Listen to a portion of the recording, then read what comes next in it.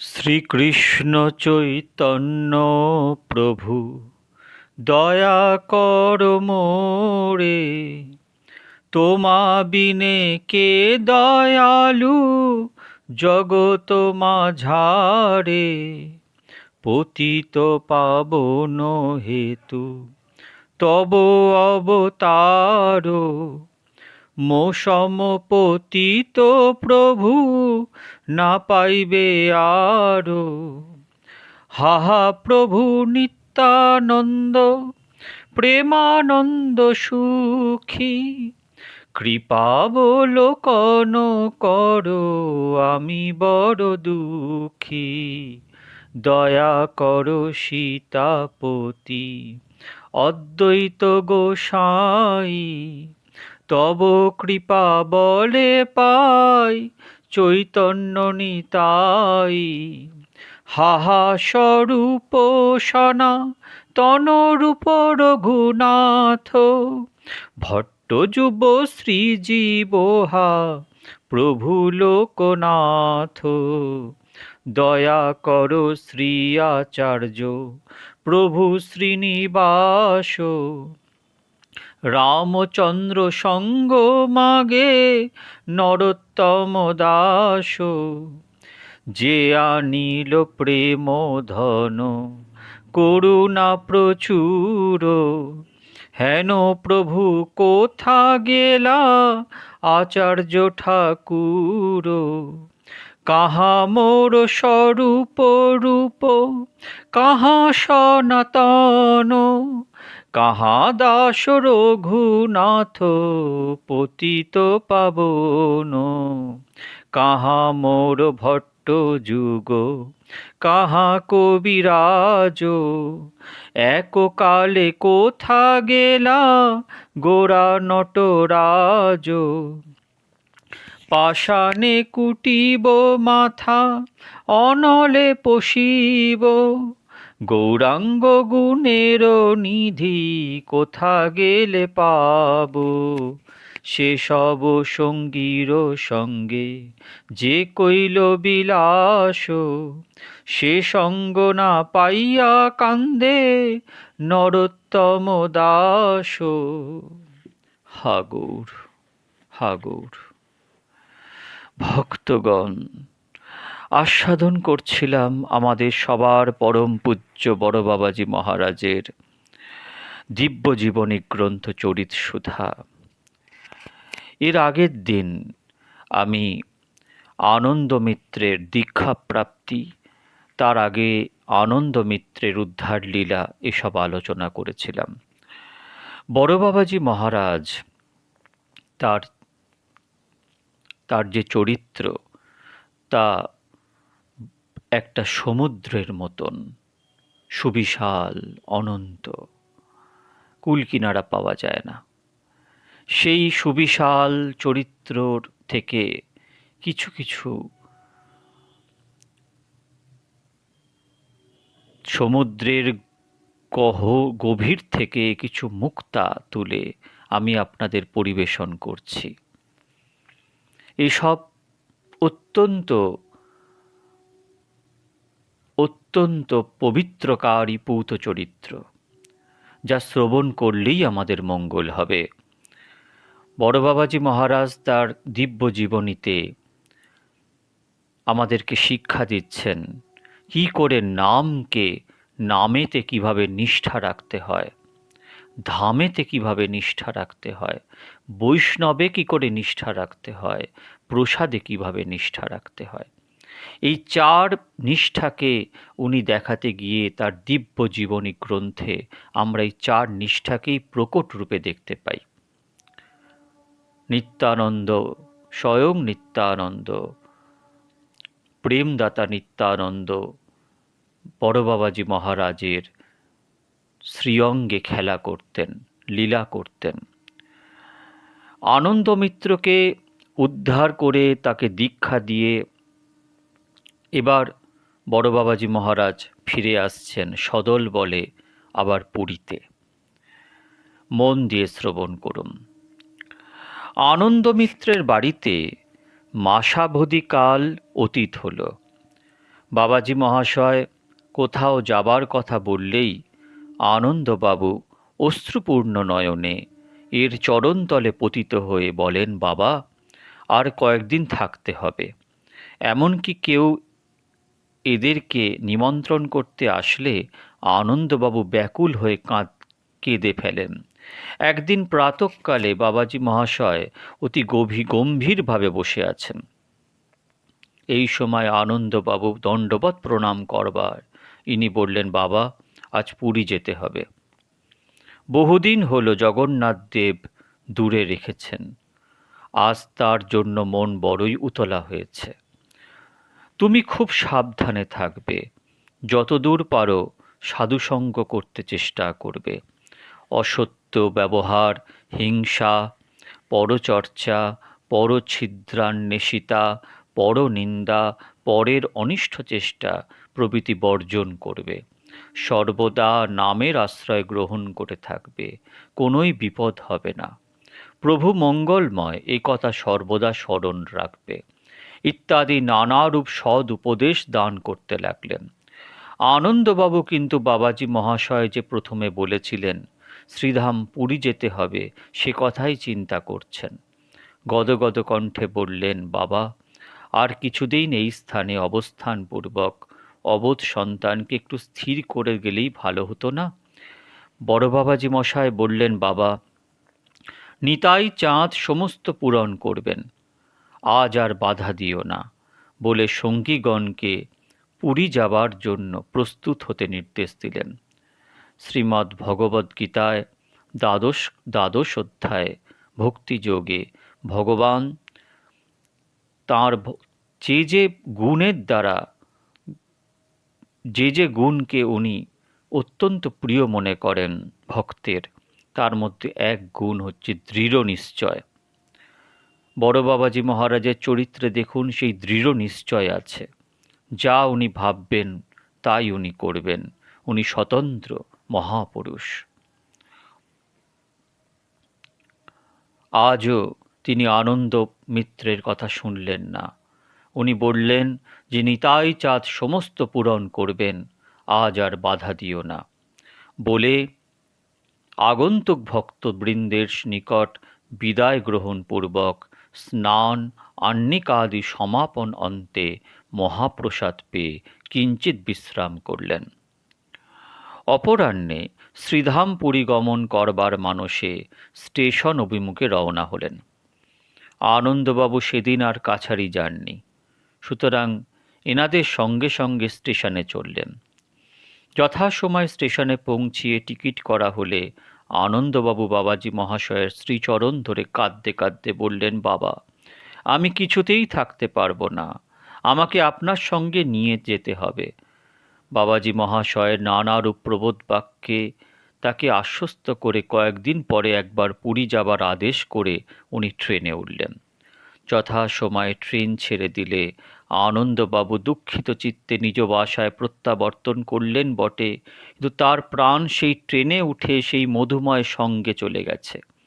বাড়িতে এসে বৈঠকখানার শয়ন করে রইলেন। স্ত্রীপুত্রাদি তাকে আনমনা করবার চেষ্টা করতে লাগলো, কিন্তু তার সেই বিরহ ব্যাধি যেন ক্রমেই প্রবল হতে লাগলো। এদিকে যথাসময় গাড়ি এসে পুরী উপস্থিত হলে বাবাজি মহাশয় সদলে অবতরণপূর্বক ঝাঁচপিঠা মঠে এসে পৌঁছালেন। পুরীতে আজ হতে আবার নতুন আনন্দ চলতে লাগল। বাবাজি মহাশয় শ্রী শ্রী জগন্নাথ দেবের মন্দিরে প্রত্যহ সংকীর্তন করে নাম করতে করতে সমুদ্র স্নান ও মন্দির পরিক্রমা করতে লাগলেন। পুরীবাসী পাণ্ডা পূজারীগণ বাবাজি মহাশয়ের প্রতি এতই আকৃষ্ট যে ইনি উপস্থিত না থাকলে তাঁরা যেন একটা বিশেষ অভাব বোধ করেন। এমনকি স্পষ্টই বলেন, দেখুন, আপনি না থাকলে জগন্নাথকে আমাদের ফাঁকা ফাঁকা বোধ হয়। আমাদের বিশ্বাস জগন্নাথ আপনাকে পেলে বড় সুখী থাকেন। এইরূপ পরম আনন্দে দিন অতিবাহিত হতে লাগল। একদিন উকিল শ্রীযুক্ত প্রাণবল্লভ ঘোষ মহাশয় বাবাজি মহাশয়কে ডেকে বললেন, বাবা, আমার শরীরটি তত ভালো নয়, আমার ইচ্ছা আমরা স্বামী স্ত্রী উভয় আপনার নিকট দীক্ষা গ্রহণ করি। অতএব আমার এই বৃদ্ধ অবস্থার অনুরোধটি আপনাকে রক্ষা করতেই হবে। কবে দিন ধার্য করবেন আমাকে আদেশ করুন। বড় বাবাজি মশাই বললেন, বাবা আমি কি বলবো, কোনো শুভ মুহূর্তে এ কাঠের পুতুলকে নিমিত্ত করে নিতাই চাঁদ আপনাকে কৃপা করবেন তিনিই জানেন। প্রাণবল্লভ বললেন, বাবা আপনি যাই বলুন না কেন, আমি পাঁজি দেখেছি কাল বেশ ভালো দিন আছে। অতএব কালই আমার বাসনা পূরণ করতে হবে। তবে কি কি জোগাড় করতে হবে আমায় আদেশ করুন। বড় বাবাজি মশাই বললেন, বাবা এ সমস্ত কার্যে একমাত্র ভগবানের আরাধনা ব্যতীত আর কিছুই প্রয়োজন হয় না।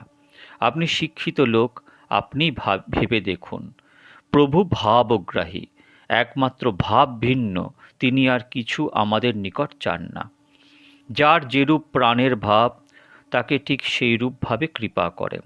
আচ্ছা, তিনি যেরূপ করাতে ইচ্ছা করেন করুন। প্রাণবল্লভবাবু বললেন, আমার ইচ্ছা মঠে যে কয়েক মূর্তি বৈষ্ণব আছেন সকলে কাল এই স্থানে প্রসাদ পান। বাবাজি মশাই বললেন, বেশ, আপনার যেরূপ ইচ্ছা তাই হবে। তবে জগন্নাথ দেবের মহাপ্রসাদ তো মধ্যাহ্নে পাওয়া যায় না। প্রাণবল্লভবাবু বললেন, না, পূজারী দ্বারা এই স্থানে ঠাকুরের ভোগের আয়োজন করে দিলে কোনো আপত্তি আছে কি? বড় বাবাজি মশাই বললেন, না বাবা, আপত্তি আর কি, তবে পূজারীটি একটু সম্প্রদায় দীক্ষিত সদাচারী হলেই হবে। এই বলে বড় বাবাজি মহাশয় চলে গেলেন। প্রাণবল্লভবাবু চেষ্টা করে সেইরূপ সমস্ত জোগাড় করতে লাগলেন। পরদিবস অতি প্রত্যুষে রান্না আরম্ভ হলো। বেলা 10টার সময় বাবাজি মহাশয়ের নাম সংকীর্তন করতে করতে তথায় গিয়ে উপস্থিত হলেন। প্রাণবল্লভবাবু দণ্ডবৎ প্রণামপূর্বক করজোড়ে এনাদেরকে বৈঠকখানায় বসালেন। নাম কীর্তন হতে লাগল। আনন্দের অবধি নাই। অনেক শিক্ষিত উকিল মোক্তারগণ এসেছেন। সকলেই অত্যন্ত আনন্দ পেলেন। এদিকে বাড়ির মধ্যে একটি ঘরে নানাবিধ পূজার দ্রব্য আয়োজন করা হয়েছে। ভক্তের বাসনা অনুসারে বাবাজি মহাশয় সেই গৃহে প্রবেশ করলেন। বাইরে নাম হতে লাগল। কিছুক্ষণ পরে প্রাণবল্লভবাবু এবং তার স্ত্রী বাবাজি মহাশয়ের আদেশক্রমে সেই গৃহ অভ্যন্তরে প্রবেশ করলে বাবাজি মহাশয় তাদেরকে মন্ত্র প্রদান করলেন। বাড়ির একটি চাকরানী ও আরও 3-4 লোকও ওই সঙ্গে মন্ত্র গ্রহণ করলেন। যথাসময় সংকীর্তন সমাপনন্তে মহাপ্রসাদ গ্রহণপূর্বক সকলে নাম করতে করতে বাসায় প্রত্যাবর্তন করলেন। এইরূপে দিনের পর দিন যায়। একদিন সংবাদ আসলো প্রাণবল্লভবাবুর শরীর বড়ই অসুস্থ। বাবাজি মহাশয় তাকে দেখতে গেলে তিনি বললেন, দেখুন, আমার বড়ই অভিলাষ যে আমার এই বাড়িটি শ্রী রাধাকান্ত জিউকে অর্পণ করে আমি ভেগ গ্রহণ করি, কারণ আমার বিশ্বাস আমি আর বেশি দিন বাঁচব না। বাবাজি মশাই বললেন, কেন, আপনার স্ত্রী যখন বর্তমান আছেন তখন এত উতলা হবার প্রয়োজন কি? প্রাণবল্লভবাবু বললেন, স্ত্রীর জন্য দেশে সম্পত্তি আছে। আমার স্ব উপার্জিত সম্পত্তি আমি নিজ হাতে ভগবত উদ্দেশ্যে দান করে যাব, এই অভিলাষ। আর ওর স্ত্রীও এই কথায় সম্মতি প্রকাশ করত বিশেষ উৎসাহের সঙ্গে বাড়িটি লেখাপড়া করে দিলেন। 4-5 দিন পরেই প্রাণবল্লভবাবুর দেহ ক্রমে অপটু হতে লাগল। কাজেই তার প্রার্থনা অনুসারে বাবাজি মশায় তাকে ভেগ দিলেন। প্রভুর ইচ্ছায় ভেগ গ্রহণের কয়েকদিন পরেই তিনি ইহধাম পরিত্যাগ করলেন। তার স্ত্রী তার মহৎ উৎসব আদি করে কিছুদিন পরে দেশে গমন করলেন। বাবাজি মহাশয় ওই বাড়িটির নাম রাখলেন প্রাণবল্লভ মঠ।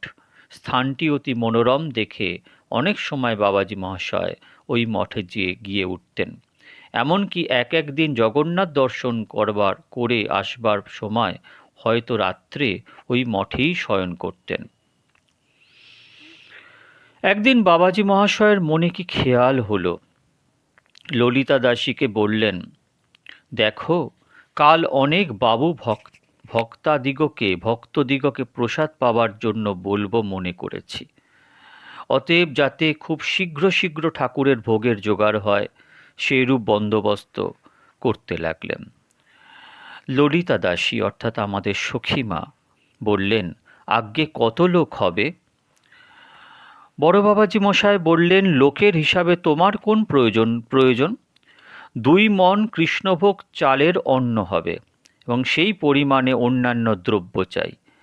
একা তোমাকে রান্না করতে হবে ছোলার ডাল, আলুর ও ছানার রসা প্রভৃতি 5খানা তরকারি, লুচি, পায়েস।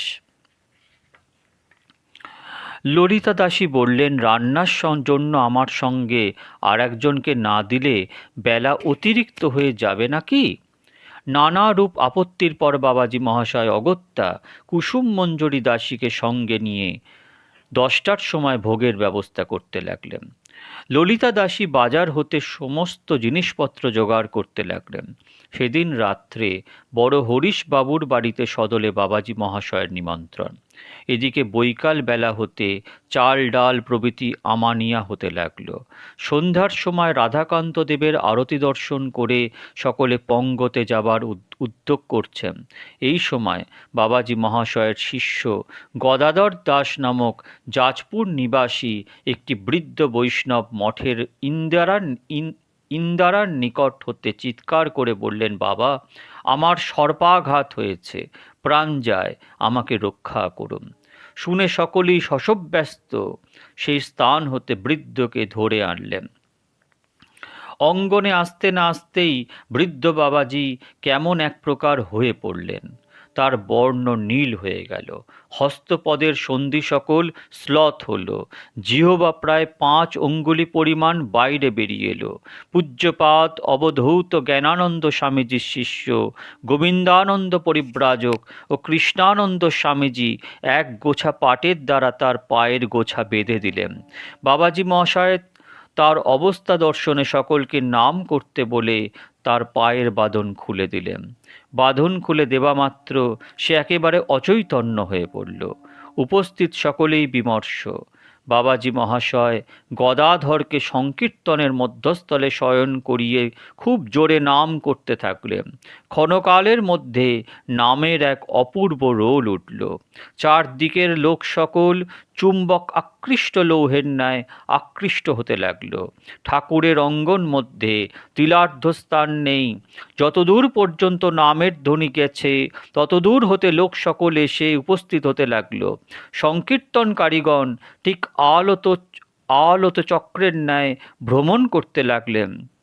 সকলেরই মনের ধারণা বৃদ্ধ গদাধর দাস মানবলীলা সংবরণ করছেন। বাবাজি মহাশয় সংকীর্তনের মধ্যে ভ্রমণ করতে করতে গদাধর দাসের মস্তকে বামপদ দ্বারা সজোরে এক লাথি মেরে আবার ভ্রমণ করতে লাগলেন। পদস্পর্শ পাওয়া মাত্র গদাধরের যেন অবস্থা পরিবর্তন হতে লাগল। কৃষ্ণানন্দ স্বামীজি একটু বিস্মিত হয়ে কেবল বাবাজি মহাশয়ের দিকে লক্ষ্য করছেন। এমন সময় অলক্ষিতভাবে বাবাজি মহাশয় পুনর্বার গদাধরের মস্তকে এক পদাঘাত করলেন। যেমন পদাঘাত অমনি গদাধর সসম্ভ্রমে উঠে বাবাজি মহাশয়কে অন্বেষণ করতে লাগলেন। বাবাজি মহাশয় কিন্তু এবার সংকীর্তনের মধ্যস্থানে গিয়ে উদ্দণ্ড নৃত্য করছেন। গদাধর সুযোগ পেয়ে বাবাজি মহাশয়ের চরণ ধারণ পূর্বক রোদন করতে লাগলেন। ক্রমে বাবাজি মহাশয় তাকে স্থির করে তুলে কীর্তনে নাচতে বলায় তিনি অতি অপূর্বভাবে নৃত্য করতে লাগলেন। সকলে দেখে অবাক। যে গদাধর দাস কখনো এক পা নৃত্য করতে জানে না, তিনি আজ এমন সুমধুরভাবে নৃত্য করছেন যে সকলের বিস্ময় উৎপাদন হয়ে গেল। কিছুক্ষণ পরে নাম সমাপ্ত হলো। তখন গদাধর দাস কাঁদতে কাঁদতে বললেন, বাবা, আজ আমার নির্দার্য মৃত্যুদিন ছিল। আমার একখানি কুষ্টি আছে।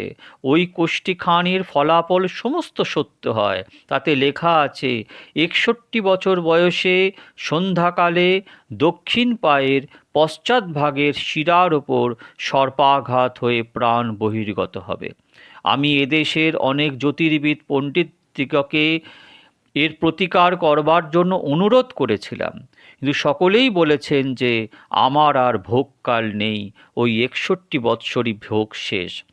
তাই আমি সংসার আশ্রম পরিত্যাগ করে আপনার শ্রীচরণে আশ্রয় গ্রহণ করেছিলাম। আমার দিনটি ঠিক মনে ছিল, কিন্তু আমি কাউকে কিছু বলিনি। আজ যেমন ইন্দারার কাছে গেছি, অমনি কোথা হতেই সাপটি আসলো ভগবান জানেন, ঠিক দক্ষিণ পায়ের সেই নির্দিষ্ট স্থানে আঘাত করল।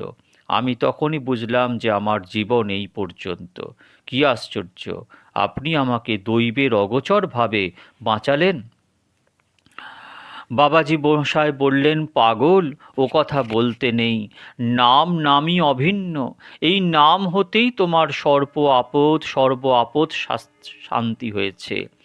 গদাধর বললেন, বাবা, আমি তো প্রত্যক্ষ দেখলাম আপনি আমাকে ফিরিয়ে আনলেন, আমি আপনার ও কথায় ভুলব কেন? বাবাজি বললেন, বাবা, প্রভুর কার্যে দাসের ওপর আরোপ করতে নেই, তাতে অপরাধ হয়। গদাধর বললেন, আমি যদি প্রতারণা বাক্য বলি তবে তো আমার দোষ হবে। বাবাজি বললেন, তোমার ওই কোষ্ঠীখানি আছে কি? গদাধর বললেন, আজ্ঞে আছে বই কি। বাবাজি বললেন, আচ্ছা, কাল দেখা যাবে। তুমি সম্প্রতি নিমন্ত্রণে যাবে কি? গদাধর বললেন, আজ্ঞে, আমি আপনার, এ দেহ আপনার, যা অনুমতি করেন তাই করব। বাবাজি বললেন, তবে চলো, মহাপ্রসাদ পেয়ে শ্রী জগন্নাথ দেবের কৃপায় তোমার সমস্ত ভালো হয়ে যাবে। এই বলে নাম করতে করতে বড় হরিশবাবুর বাড়ি মহাপ্রসাদ পেতে গেলেন। গদাধরও সেই সঙ্গে গেল। পরদিবস প্রাতে একজন উড়িষ্যাবাসী ব্রাহ্মণকে ডেকে তা দ্বারা গদাধর দাসের কুষ্ঠি গণনা করা হলো। বাস্তবিক গত রাত্রের ঘটনা আনুপূর্বক সমস্ত তাতে লেখা আছে। ওই দিনের পর আর এর আয়ুষ্কাল নির্ধারণ করা হয়নি। সকলে অবাক। এরূপ কোষ্ঠীর ফল খণ্ডন কেউ কখনো দেখেছে কিনা সন্দেহ। গদাধরের সেই ক্ষতস্থানে একটুমাত্র বেদনা 3-4 দিন পর্যন্ত ছিল, কিন্তু বাবাজি মহাশয়ের 2টি চক্ষু রক্তবর্ণ, মস্তিষ্ক এতই গরম হলো যে 3বার স্নান করেও রাত্রে নিদ্রা হয় না। নানারূপ যত্নে দিন দিন পরে শরীর সুস্থ হলো। গদাধর দাস 2 বৎসর পুরীতে থেকে বাবাজি মহাশয়ের আদেশক্রমে শ্রীধাম বৃন্দাবন শ্রী রাধাকুণ্ডে বাস করলেন, তথায় 2.5 বৎসর জীবিত থেকে শ্রী রাধাকুণ্ডে দেহ রক্ষা করলেন। ভজনিতাই গৌর রাধেশ্যাম, জপ হরে কৃষ্ণ হরে রাম। এই হলো আমাদের বড় বাবাজি মহাশয়, এই হলো তার কৃপা, এই হলো তার কৃপা। আজ এটুকুই। পরের দিন বড় বাবাজি মহারাজের আরও অনেক দিব্যাতি দিব্য লীলা নিয়ে আপনাদের কাছে হাজির হব। আপনারা সব ভালো থাকবেন। জয় জয় পরম পূজ্য বড় বাবাজি মহারাজ, জয় জয় নামাচার্য রামদাস বাবাজি মহারাজ, জয় সখীমা, জয় আমার সদ্গুরুদেব, জয় নিতাই গৌর হরিবোল, জয় বন্ধু সুন্দর।